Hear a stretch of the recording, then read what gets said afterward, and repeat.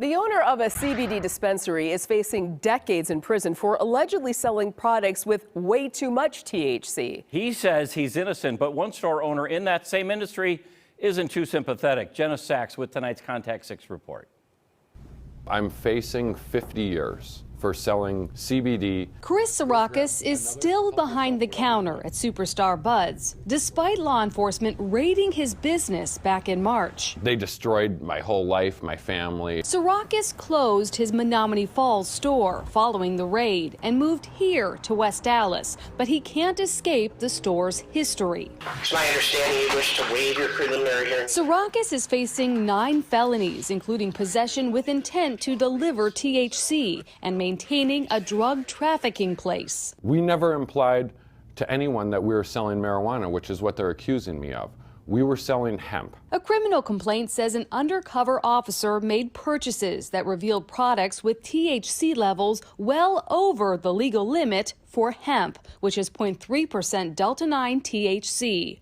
Some vape cartridges tested allegedly contained 30% Delta-9 THC or more. I don't believe that those test results are accurate. Sarakis says it's also up to his suppliers to get THC levels right. We're 100% reliant upon the certificates of analysis that are given to us by our suppliers. It's an argument that doesn't go over well with Rachel Cartwright. The first thing that you do when you get something into your facility is test it. The owner of CBD Therapeutics in Oak Creek says there is a lot of gray in the oversight of hemp products, but there are best practices retailers follow. Everything that you're handling should have literally less than 1% THC. The criminal complaint says Sarakis did test his product at least once. He texted a supplier an image of a local lab certificate showing THC concentration equal to 13%.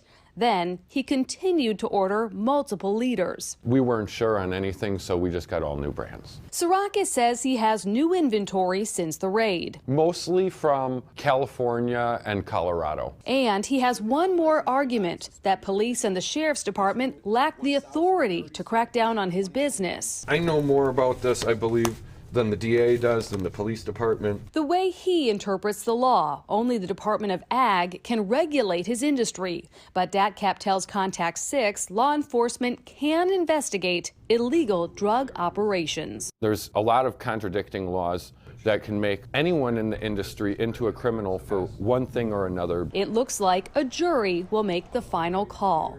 I'm Jenna Sachs, Contact 6.